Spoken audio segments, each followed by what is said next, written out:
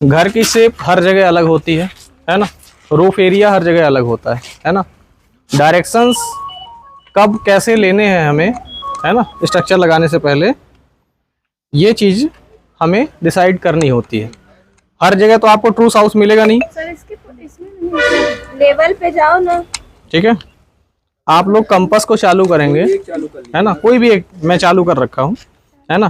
तो आप ये देख सकते हैं कि इस बिल्डिंग पर, है ना, क्या है, साउथ वेस्ट पे फेसिंग है घर की, लेकिन हमें जो सोलर सेटअप लगाना है वो ट्रू साउथ पे लगाना है। इसके लिए कैमरे को घुमाकर एक बार दिखा दीजिए कि किस प्रकार से हमें सेटअप लगाने की आवश्यकता पड़ी है। ठीक है, कॉर्नर किस तरीके से एडजस्टमेंट हुए हैं ये चीज़ आप देख सकते हैं। ठीक है,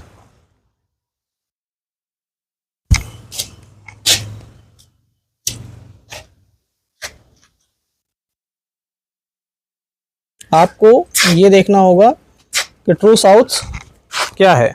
यहाँ पर ये कैलिब्रेशन करने की आवश्यकता हो जाती है कभी कभार। अगर आपने कंपास को स्टार्टिंग में शुरू किया है तो कैलिब्रेट होके फिर से आ जाएगा, है ना। तो हमने जो डिग्री यहाँ पर दी है वो लगभग 180 डिग्री के आसपास है। ठीक है, थोड़ा सा आगे पीछे हो सकता है, रीज़न क्या है ना। 180 डिग्री आपको मिल रहा है, कॉर्नर से जो रखकर हमने बताया था 192 आ रहा है, थोड़ा सा आगे पीछे आपको मिल सकता है। ठीक है, तो आपको ये चीज़ ध्यान देनी है कि 180 डिग्री पर ही हमें अगर फेसिंग मिल सकती है, पॉसिबिलिटीज़ हैं, जैसे यहाँ पर पॉसिबिलिटीज़ थी हमने कर लिया।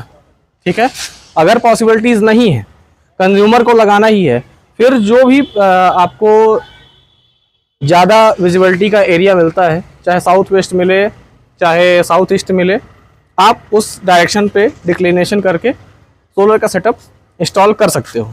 ठीक है, आपको हमने बताया था ये है ये बेस प्लेट है। ठीक है, बेस प्लेट को फास्टनर से जाम किया जाता है।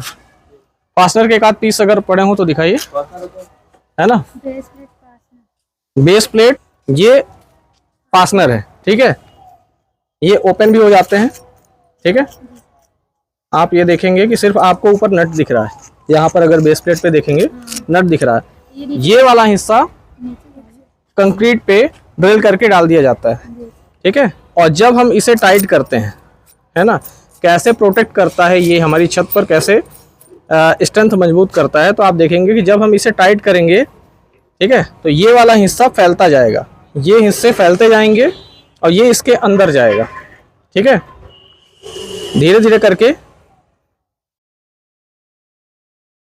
लेके ऊपरी हिस्से के थोड़ा सा नीचे। ठीक है, उससे क्या होगा, हाँ, अगर उस पर ऊपर दबाव आ रहा है तो डिवाइड होकर नीचे आ जाएगा। ठीक है, और हिलने के चांसेस कम हो जाएंगे, बहुत ही कम हो जाएंगे। 1-2% हिलने के चांसेस रहते हैं, जिसके वजह से डैमेज आ सकता है। और ये सपोर्ट अमूमन आपको बड़े लेग्स पर ही देने हैं। अगर आप छोटे लेग पर भी, फ्रंट के लेग पर भी ये सपोर्ट दे रहे हैं तो बहुत बेहतर है।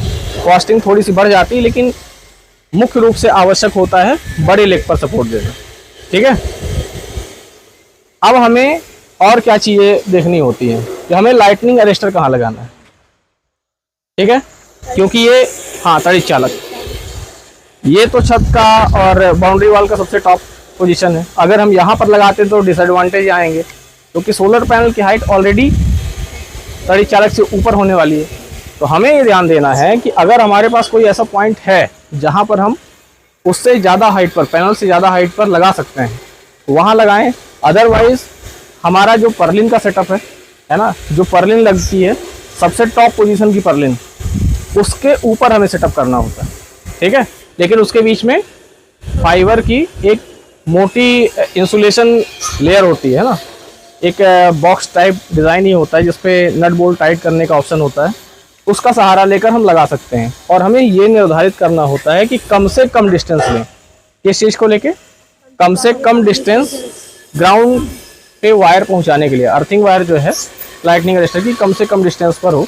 लेकिन अगर पॉसिबिलिटीज़ कम है कि हमारी डिस्टेंस बहुत ही कम हो पाएगी, ज़्यादा लेंथ लगनी है तो भी हम ये प्रयास करें कि जितना ज़्यादा से ज़्यादा स्ट्रेट हो सके स्ट्रेट वायर ही लगाएं, जिससे कि आपके सोलर सेटअप पर पड़ने वाले लाइटनिंग अरेस्टर मतलब लाइटनिंग की खतरे से अपने सेटअप को बचाया जा सके। ठीक है, अब नेक्स्ट में आपको हम बताएंगे कि किस प्रकार से सोलर पैनल की स्थापना होती है ना, और इंस्टॉलेशन के तरीके क्या।